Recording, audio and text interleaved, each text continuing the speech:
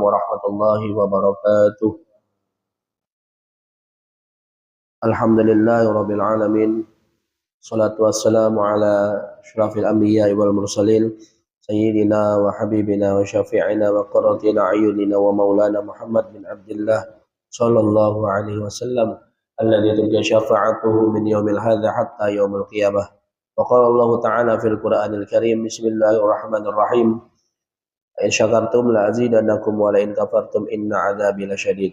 Al-ayah wa qalahu rabbi shrah li sadri wa yassir li amri wa hlul 'uqdatam min lisani yafqahu qawli, amma ba'du. Alhamdulillah muhtaramin, para alim ulama, sesepuh bin sepuh yang kami hormati, yang kami ta'zimi, yang kami cintai, para guru-guru kita, para habaib, para kiai, para ustaz-ustazah juga hadir di tengah kita, guru kami Ustaz Zubaidi beserta jamaah Masjid As-Sabirin, yang semoga kita selalu diberikan oleh Allah ihdinas siratal mustaqim, jalan yang lurus yang senantiasa endingnya atau nantinya di akhirat kita sama-sama dapat mencapai surganya Allah Subhanahu wa taala. Amin ya rabbal alamin.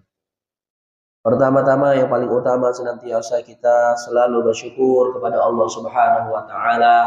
Selalu kita bersyukur dengan cara yang paling mudah, cara yang tidak sama sekali mengeluarkan biaya, cara yang sama sekali tidak ada mengeluarkan tenaga, cara yang selalu kita lakukan setiap kita mendapatkan nikmat dari Allah Subhanahu wa taala, yaitu selalu mengucapkan lafaz hamdalah, alhamdulillahirabbil alamin. Kemudian salawat dan salam semoga tetap tercurahkan kepada, kita senandungkan kepada Rasulullah Muhammad sallallahu alaihi wasallam. Laqad kana lakum rasulillahi uswatun hasanah.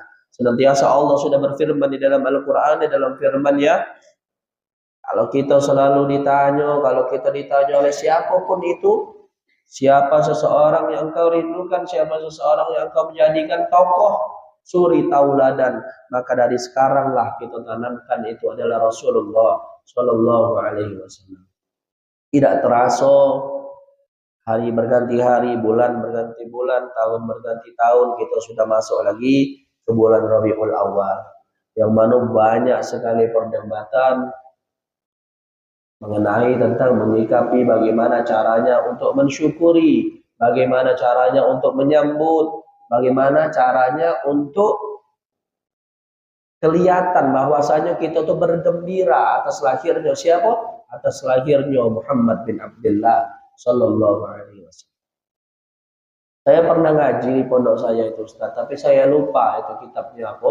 Tapi kata kiai saya, orang-orang masyarakat ini terkadang banyak salah mengartikan. Salah mengartikan dalam hal apa? Dalam hal Maulid Nabi sallallahu alaihi wasallam. Kalau arti daripada Maulid Nabi, Maulid itu artinya waktunya, waktu dilahirkannya. Jadi Maulid Nabi waktu dilahirkannya. Tetapi kalau Maulud Nabi artinya orang yang dilahirkan. Kalau artinya Maulud orang yang dilahirkan, kalau Maulid artinya waktu kelahiran. Artinya kalau misalnya kita tengok ada banner, ada pamflet di depan masjid atau depan musola atau di share Maulid Nabi, artinya waktu kelahiran siapa? Yaitu Nabi Muhammad sallallahu alaihi wasallam. Tapi kalau Maulud Nabi ini agak rancu, artinya Nabi yang dilahirkan, Nabi Muhammad sallallahu alaihi wasallam. Sedangkan Nabi Muhammad itu menjadi fa'il. Fa'il itu artinya nama yang disebutkan atau seseorang pelaku yang memang ada di dalam suatu cerita tersebut atau dalam satu kalimat tersebut. Yang benar itu apa? Maulidun Nabi sallallahu alaihi wasallam, yang artinya waktu kelahiran siapa yang dilahirkan itu Muhammad sallallahu alaihi wasallam. Kembali ke hukumnya, apa hukum Maulid Nabi? Tidak ganti hukum. Nabi itu sama seperti manusia yang lain. Bayi yang lahir, yang dilahirkan oleh ibunya, tidak ada hukumnya. Tidak ada sunnah, tidak kata wajib. Kalau hukumnya, mungkin kita ambil rujukan dulu hukumnya wajib. Berarti kalau ibu-ibu yang tidak ada melahirkan berdosa. Ya, kalau hukumnya juga sunnah, tidak ada dalilnya. Jadi kalau kita untuk menentukan hukum itu, kita jengok juga asbabunnya apa. kira-kira memang ditarik kuat tak dari sanadnya. Salah satu contohnya saja Pak, kalau memang ada saudara kita yang seiman tapi tidak meyakini bahwasanya maulid itu dicintai oleh Nabi. Kalau nak kita omongin maulid itu haram atau memang tidak dilakukan oleh Nabi atau bid'ah, kita cari saja zakatnya Rasulullah itu. Pernah tidak Rasulullah itu zakat menggunakan beras? Tidak pernah. Carilah satu dalil. Rasulullah Shallallahu Alaihi Wasallam dulu mengeluarkan zakat ataupun sahabat mengeluarkan zakat mengeluarkan beras cak kita 2,5 kilo. Tidak pernah. Tapi kenapa di zaman sekarang ini kita nih pakai beras? Karena ada asbabunnya, ada sebab akibatnya, ada sesuatu yang memang menyederhanakannya, memperbolehkan kita untuk melakukan hal tersebut. Maka daripada itu jangan kita bimbang. Banyak sekali sudah kiai kita, ustadz kita bercerita. Salah satunya apa? Nabi ketika tidur bermimpi saat di dalam surga melihat ada satu sendal. Ciren Nabi itu sendal siapa? Taunya itu adalah sendal sahabat Bilal bin Rabah. Pada saat paginya Nabi bangun, sudah sholat subuh, Nabi nanya dengan Bilal, kenapa sudah ada duluan sendal kau di dalam surga? Apa suatu amalan yang kamu lakukan? Awalnya sahabat Bilal takut di situ Pak. Awalnya tidak galak cerita sahabat Bilal dengan Nabi Muhammad SAW. Karena apa? Karena hal yang dilakukannya itu, amalan yang dilakukannya itu belum pernah dilakukan oleh Nabi Muhammad SAW. Tapi apa di situ Nabi meminta sahabat Bilal itu untuk jujur. Akhirnya apa? Nabi diceritakan oleh sahabat Bilal minta maaf yang dilakukannya oleh sahabat Bilal sampai sendalnya ada duluan di dalam surga itu sudah nunggu dia di surga itu karena apa? Karena satu amalan yang dilakukannya yaitu dia sholat sunnah wudu. Setelah dia melakukan wudu, dia masuk ke dalam masjid atau surau zaman dahulu, dia sholat sunnatul wudu, rakaataini lillahi ta'ala. Kita tengok, kita kembalikan ke reaksinya Nabi Muhammad SAW. Apa di situ Nabi menyalahkan? Tidak Pak. Apa di situ Nabi marah karena dia melakukan hal yang tidak pernah Nabi lakukan? Tidak. Tapi apa kata Rasulullah? Sesuatu ataupun sandalmu sudah menunggumu di surganya Allah Subhanahu wa Ta'ala. Maka insya Allah 73 golongan kurang lebihnya nanti di akhir zaman yang memang sama-sama dalam satu agama Islam, sama-sama dalam satu Tuhan yang sama, Rasul yang sama. Tapi yakinlah insya Allah kita di dalam ahli sunnah wal jamaah adalah satu golongan yang paling tepat, yang memang selalu mencontoh daripada sunnahnya Muhammad Sallallahu Alaihi Wasallam. Maka daripada itu jangan terus kita takut. Ini kami sering, karena kami sudah memberitahukan kapanpun itu kaget di akhirat ketika kita dibangkitkan di yaumul mahsyar, sebelum kita ditimbang di mizan ya Allah. Mizan itu apa Pak? Mizan itu adalah satu timbangan yang bakal menentukan kita kaget di hadapan Allah dan seluruh makhluk Allah, seluruh manusia daripada aulia mursalin, nabi-nabi zaman dahulu, nabi-nabi yang memang maksum, yang tidak pernah membuat dosa, sampai ke manusia paling munafik di yaumul mahsyar, di hari pertimbangan itu kagak ada kalau. Cuman dua yang nantinya bisa menyelamatkan kita sebagai orang muslim. Yang pertama apa? Itu bisa menjadi bahan introspeksi kita. Ada tak kira-kira kagak di dalam diri kita? Ada tak kagak kira-kira ketika kita dibangkitkan di hari akhir kagak kita termasuk daripada orang yang memiliki dua ciri ini. Yang pertama apa? Yaitu ada tanda bekas air wudhu di dalam tubuhnya, ada bekas wudhu di badannya. Karena wong yang ada bekas wudhu kata Rasulullah, dia akan berbeda dengan orang yang lain. Ada cahaya tersendiri yang ada dari badannya. Dan yang kedua apa? Ada rasa cinta, ada rasa rindu, ada bekas tanda salawat kepada Muhammad bin Abdullah Sallallahu Alaihi Wasallam. Kadang kita ingat dalam sehari itu kapan lah, berapa kali lah kita sholawat dengan Nabi. Hati kita, lisan kita kadang tidak sependapat, kadang berbalik arah.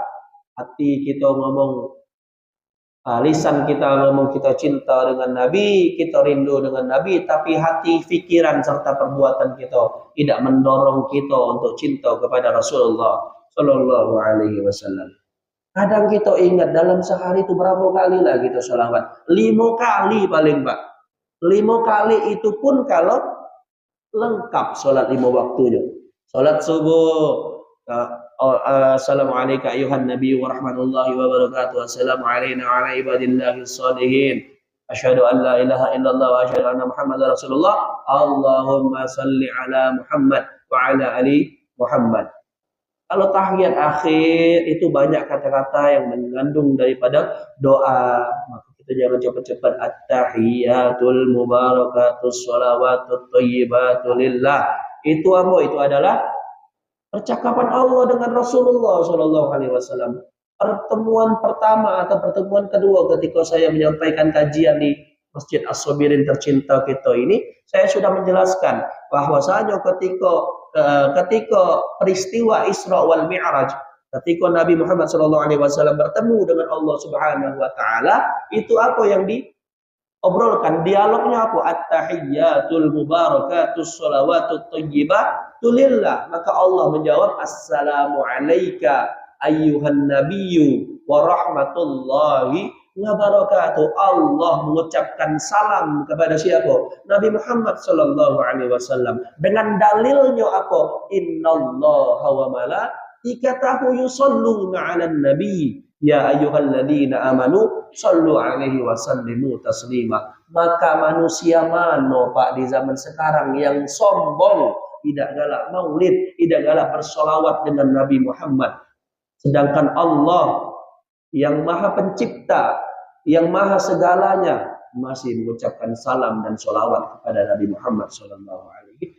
Maka dijawab oleh Nabi, Assalamu alayna wa ala ibadillahis salihin. Itu kalimat di tahiyat akhir. Maka daripada itu kita tingkatkan lagi sholawat kita tingkatkan lagi rasa cinta kita kepada Nabi Muhammad SAW.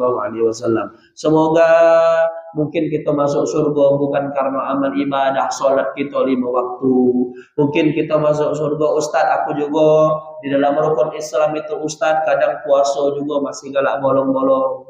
Kadang juga zakat aku lah sudah nak parak lebaran, zakat fitrah baru dikeluarkan. Karena apa Ustaz? Karena memang ada biayanya pas memang sebelum lebaran THR baru nak keluar. Mungkin bukan dengan jalan itu Pak kita masuk ke dalam surganya Allah. Mungkin ketika kaget tepat giliran kita ditimbang amal baik buruk kita di hadapan seluruh manusia, malaikat dan Allah. Kita sudah ketakutan bahwasanya kita jengok amal yang buruk ini lebih berat. Mana tahu bagi berkat lisan kita terbiasa dalam sehari 100 kali saja mengucapkan Allahumma sholli ala Muhammad, Allahumma sholli ala Muhammad, Allahumma sholli ala Muhammad. Itu ada sesuatu yang bisa memberatkan amal baik kita dan disaksikan oleh Allah dan seluruh makhluknya. Tulisannya Allahumma sholli ala Muhammad wa ala ali Muhammad. Maka jangan pernah kita sepelekan untuk bersolawat kepada Nabi Muhammad SAW. Karena senantiasa itu badannya saja yang telah wafat, tapi ruhnya selalu ada di dalam hati umat-umatnya. Rasulullah pernah ditanya oleh para sahabat seperjuangannya dulu, oleh Umar, Abu Bakar, Zaid, Utsman dan yang lainnya. Ya Rasulullah, siapalah bahasa Palembangnya, siapalah uang yang paling kau rindukan? Siapalah uang yang paling pengen kau jumpai yang kaget bisa masuk surga bersama kau? Apa kata Rasulullah? Itu adalah umatku, kata Rasulullah. Wong yang paling aku rindu itu umatku. Wong yang paling aku pengen bisa masuk surga dengan mereka itu barang-barang dan aku itu umatku, kata Rasulullah. Kegeeran langsung sahabat-sahabatnya. Ya Rasulullah, berarti kami inilah wongnya yang berjuang dengan kau ya Rasulullah. Kami adalah umatmu. Apa kata Nabi?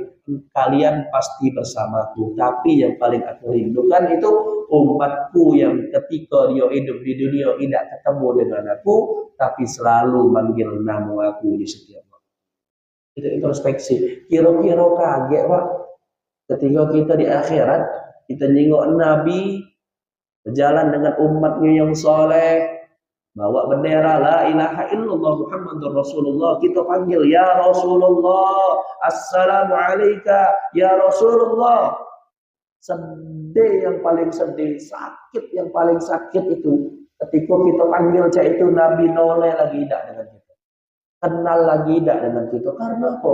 Karena tidak kate tanda daripada kita sebagai umatnya yang memang dekat dengan Nabi Shallallahu Alaihi Wasallam. Kapan untuk mencarinya? Kapan supaya kita bisa ada tanda di dalam diri kita agar diakui oleh Nabi? Tidak susah, Pak. Kadang benda inilah yang buat kita nih lalai di dunia ini. Maaf ngomong kita charger, kita cas HP kita 100% paginya. Kebetulan besoknya hari Ahad, hari Minggu. Nyantai di rumah, tidak ada begawe, tidak kondangan hari Minggu, lagi duduk-duduk benar di depan halaman sambil ngopi. 100%, 90%, 80%, sampai 10%, 1,5 jam kita tidak terasa main ke HP.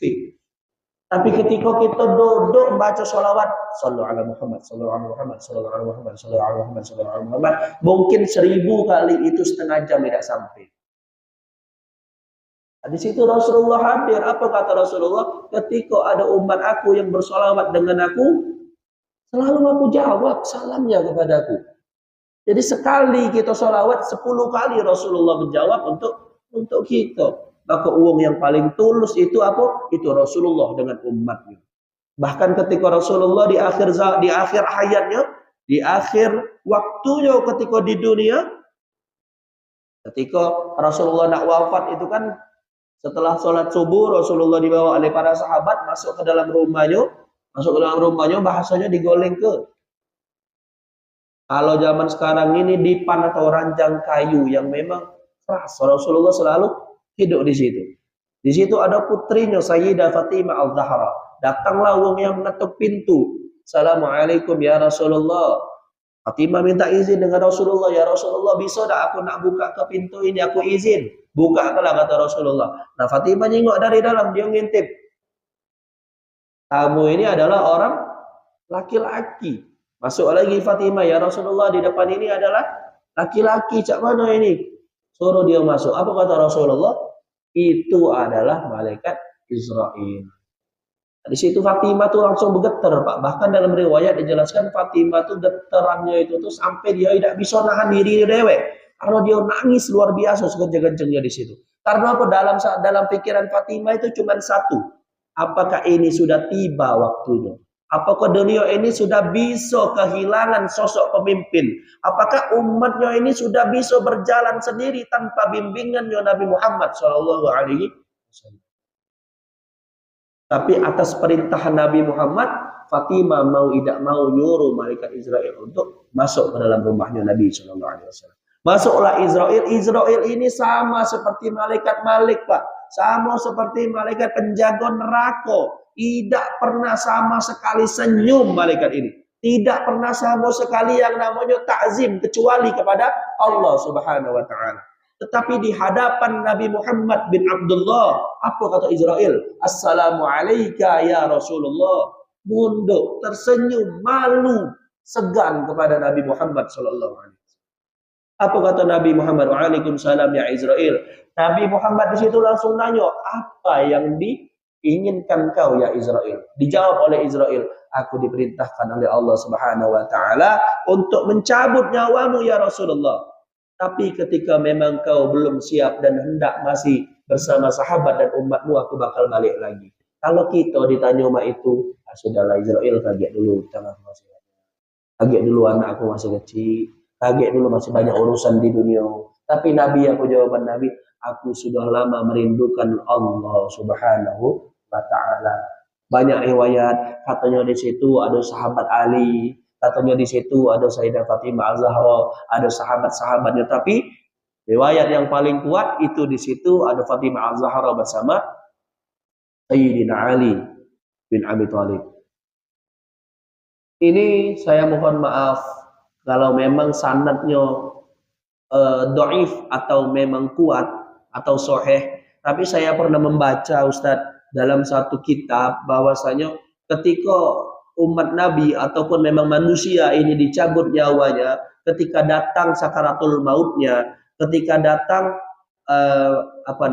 ajalnya, itu bukan Israel sendiri rupanya yang mencabut nyawa kita, tapi ada 3 malaikat. Dari ujung kuku kaki sampai ke lutut itu malaikat yang lain, dari ujung dari lutut sampai ke pusar kita malaikat yang lain, dari pusar sampai ke ubun-ubun atau kepala kita itu baru malaikat Israel.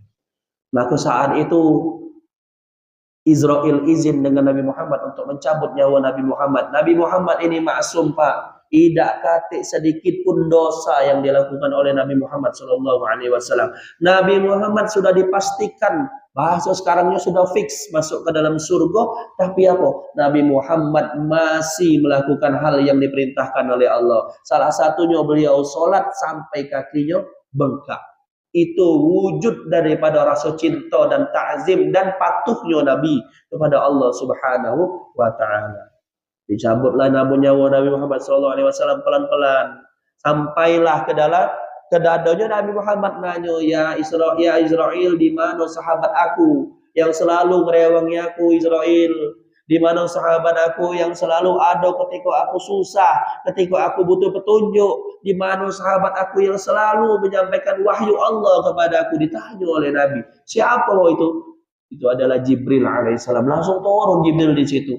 Apa kata Jibril? Assalamualaikum ya Rasulullah. Kemana kau Jibril? Kenapa ketika kau ngomong dengan aku saat aku lagi cak ini kau memalingkan mukamu, kau memalingkan wajahmu ya Jibril? Apa kata Jibril? Siapa yang tahan, siapa yang rela, siapa yang tidak menangis ketika melihat kekasih Allah dalam posisi sakaratul maut? Kata sahabat Jibril alaihissalam. Akhirnya Israel melanjutkan tugasnya ketika hendak lepas nyawanya Nabi.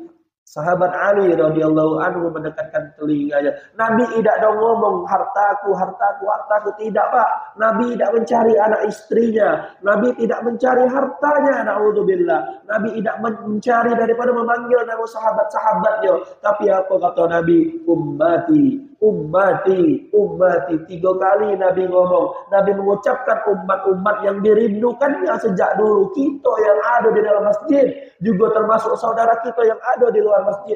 Itu yang dirindukan oleh Nabi. Ummati, ummati, ummati. Wafatlah Nabi Muhammad SAW. Tidak kata yang terima ketika Nabi wafat. Khususnya sahabat Umar bin Khattab. Langsung mengangkat pedangnya. Siapa yang berani ngomong Muhammad sudah mati atau wafat, maka akan kupenggal kepalanya dengan pedangku. Tidak kata yang berani saat itu menegah daripada sahabat Umar, cuma sikok yang berani. Siapa? Sahabat Abu Bakar Siddiq. Apa kata Abu Bakar? Ya Umar, Muhammad ini sama seperti nabi-nabi terdahulu. Muhammad sama seperti Nabi Isa. Muhammad sama seperti Nabi Adam. Dia bakal kembali kepada Allah Subhanahu wa Ta'ala. Maka pada saat itu Umar baru sadar dan langsung mengucapkan inna lillahi wa inna ilaihi raji'un. Wafat Rasulullah sallallahu alaihi wasallam. Di situ bingung para sahabat, siapa yang bakal menggantikan Nabi, siapa yang bakal menggantikan posisi Nabi sebagai khulafaur rasyidin, sebagai pemimpin daripada umat-umat Islam pada zaman saat itu. Pada zaman saat itu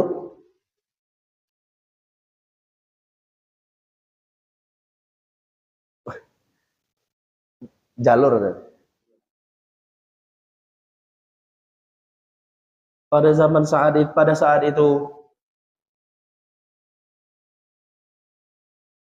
pada saat nah bagaimana kita tadi lupa saya.